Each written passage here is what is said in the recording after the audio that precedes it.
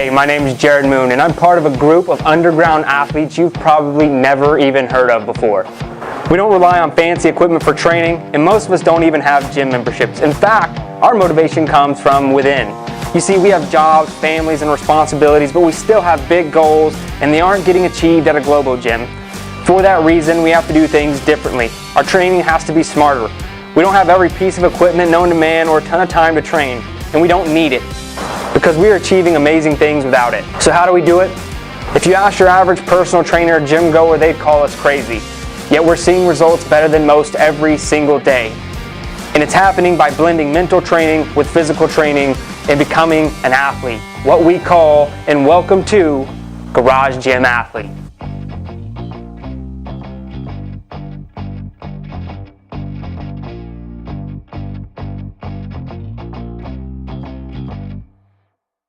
All right, what's up, ladies and gentlemen? Want to do a quick, a quick question that I get all the time is about training, strength training, and getting stronger. So I want to do a quick video, quick audio podcast, however you're consuming this information about how to get stronger without necessarily having to change your strength program. So this came up on our YouTube channel recently. We get asked a lot of questions about dynamic effort training. So I'm going to be talking a little bit about dynamic effort training, but also going to be talking about how to implement it and, some easy takeaways that you can start doing right now to get stronger without having to necessarily change your program. So real quick, there are 3 ways to get stronger, 3 proven ways that you can get stronger. There's the max effort method, which a lot of people are familiar with, really popular at Westside Barbell. And that's lifting max effort, as simple as it sounds. So you're going to be lifting max effort once a week typically, and this max effort can really be anything. The max effort could be a 1 rep max that you're hitting on a weekly basis, a 5 rep max, 10 rep max, any form of going really maximum effort is the max effort method. Most people are familiar with that, and that's in your training and programming some way, shape, or form. If you're trying to get stronger, that's a good way to do it.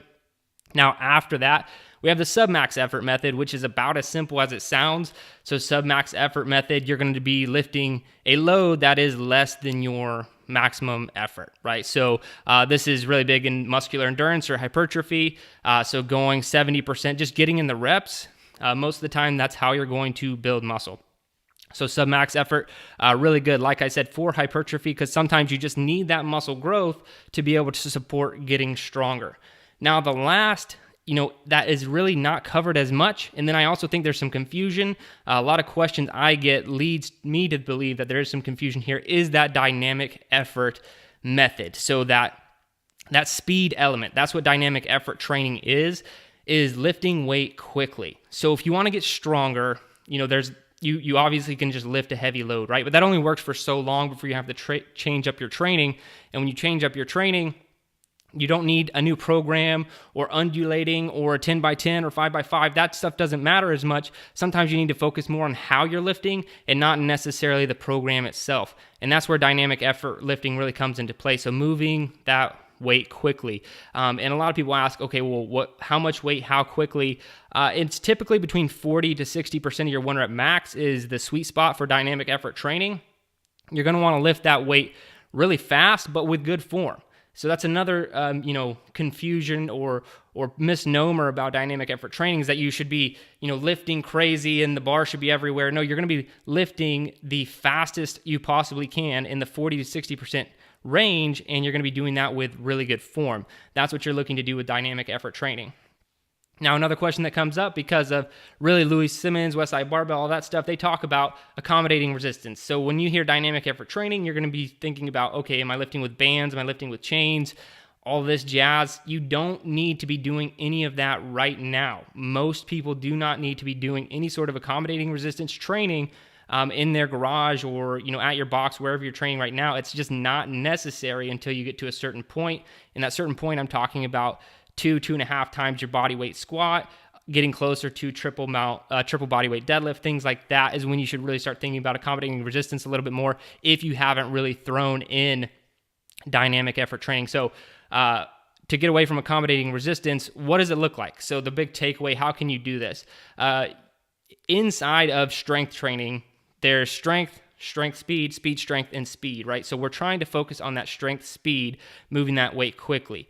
And if you were to think of that as a continuum, so getting stronger, level 1 there, just lifting the weight, putting in the reps, maximum effort method, whatever you want.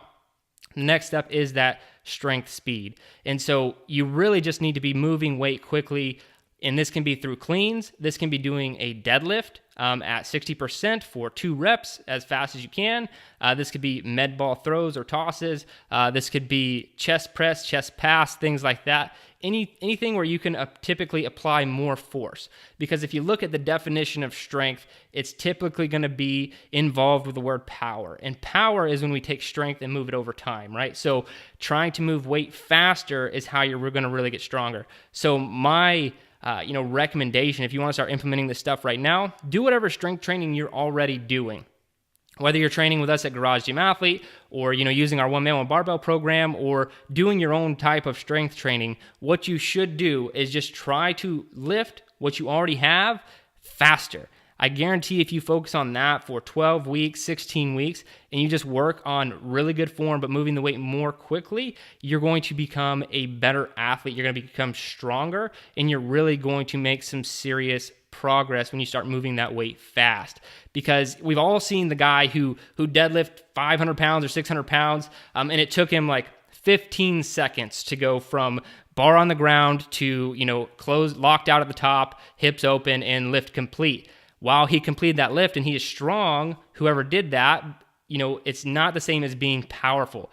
A powerful athlete would be able to take that bar, rip it off the ground, and go up in a matter of 1 to 2 seconds. And that's what we're looking for, because it's going to keep you a lot safer in the long term, and it's going to make you a lot stronger. So for that really well-rounded strength program or programming, you really should be focusing on all 3 elements: max effort, sub-max effort, and dynamic effort. If you guys have any questions about this, let me know.